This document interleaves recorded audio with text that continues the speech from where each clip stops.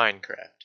It's ranked on my own personal list of games as my all-time favorite game. It's the game I've spent the most time playing, and it's also the game I own on the most platforms. Minecraft is what I did the majority of my time in middle school, and it's most definitely left a mark on my life like no other. And today, I want to talk about a theoretical sequel to Minecraft and how I'd go about doing it.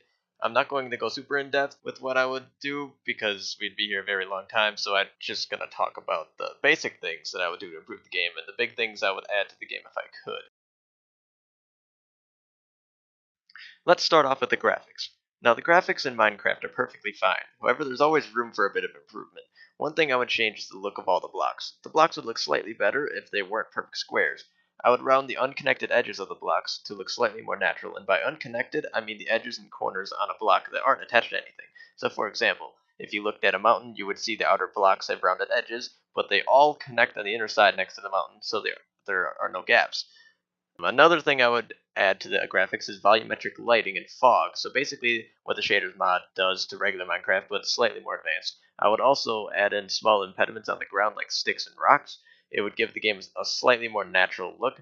Finally, I would change the player models. I would round the corners on the player models very slightly just to make them look a little bit more human. Now we're going to talk about the most important feature in Minecraft, which is the building system. In Minecraft 2, I would make it so the player could place microblocks. The microblocks would add in a whole new dimension of building and would allow for really precise constructions with the most intricate of details. There are mods for this already and they've proven to be quite amazing. Since I'm talking about building, I should probably discuss crafting. I would add into the game machinery. I would also have oil naturally spawn throughout the world, and it is only harvestable either by a bucket or a pump. Also, add in a carbonizer block, which is similar to a furnace, basically infuses iron with carbon to create steel. You could then utilize the steel and the oil to create a rocket ship, which would then lead to the moon, which I'll talk about later, but for now, we're going to talk about redstone. Redstone is one of my favorite things to mess around with in Minecraft. With that said, there have been some things about its usability that irritate me.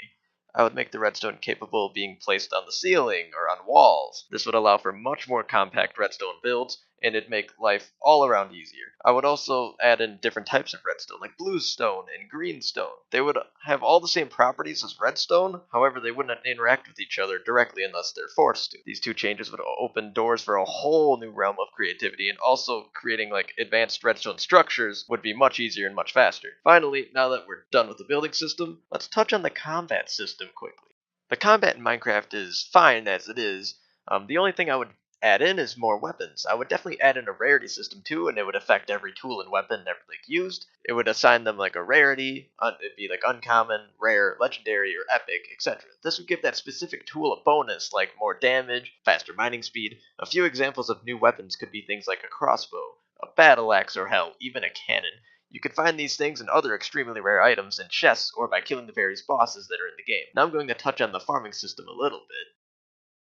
Farming in Minecraft was pretty good for what it was, however, it could have been used more. I would add in a few things like some plants that are impossible to grow unless they're in their natural environment. I would also make it so certain exotic plants can only be found in caves and dungeons.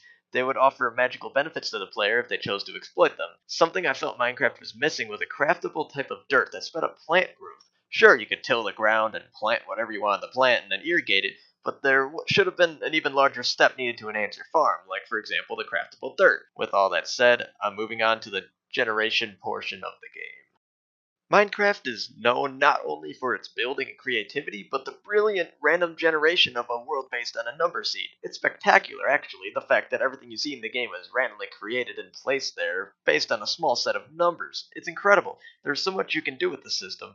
I would add in more randomly generated structures like ruined cities, graveyards, etc. I would also do a bit more with villages, like instead of a village, maybe it's a giant city.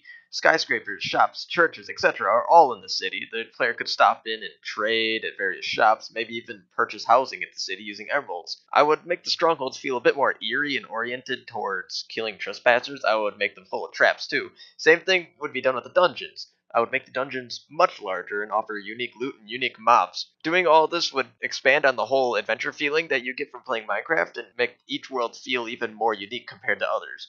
Now let's quickly talk about the biomes. The current biomes in Minecraft are fine, but I kind of wish there was a few more ultra rare spawning biomes. I would add in something like a functioning volcano or a haunted forest that is haunted by ghosts. Maybe even a floating island biome that only appears over oceans. Just these suggestions alone would enhance the feeling of exploration in Minecraft. Speaking of exploration, it's time to talk about the moon, the nether, and the new dimension, paradise. Let's start out with the Nether. I would change a few things about the Nether. I would add in a boss that is specific to the Nether and lives in lava.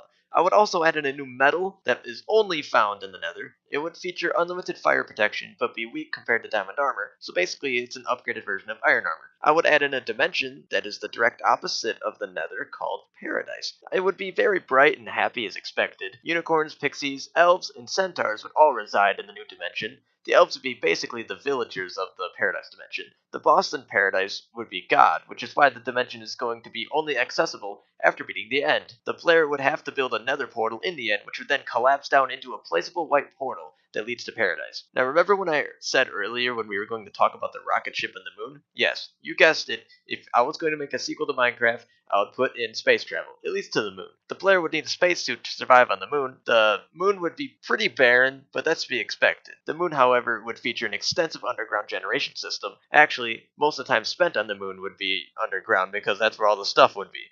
Underground, the moon would generate massive caves and alien structures. The aliens would look a lot like Endermen, except slightly shorter in either white or green color. One of the unique resources on the moon would be moon sand. Moon sand is, well, sand, but with a twist. Instead of the sand falling down, it falls up. I can't imagine the weird uses this might have, but people will find a way to utilize it. One of the things that really bothered me about Minecraft is the fact that my skin had to be made outside of the game, or in a console player's case, it had to be bought. I would make it so the skin creator was within Minecraft itself and not on some third party website. The same thing could be done with texture packs. The game really needs to have its own creation system for these things because it would make it so much easier to make your own skin and personalize your Minecraft if the tools were just in the game itself. Anyway, I could continue talking for hours and hours about the things I would add to Minecraft to make it better because, to be honest, the possibilities are endless. There is so much you can do with this game and it's incredible, but for now, thank you for watching and I'll see you in the next video. Bye bye!